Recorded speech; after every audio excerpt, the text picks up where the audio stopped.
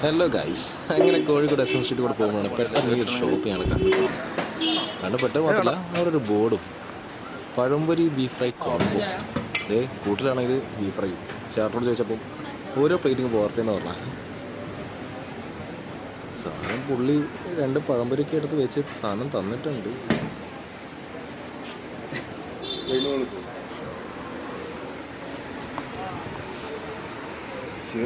എങ്ങനെ ഇപ്പൊ കഴിക്കാൻ നോക്കുന്നു? എങ്ങനെ ഉണ്ട് കേട്ടോ എടുക്ക്.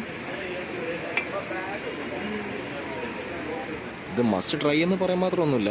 നമ്മൾ അലുവി മത്തിക്കറിയില്ലേ, അതേപോലെ തന്നെ.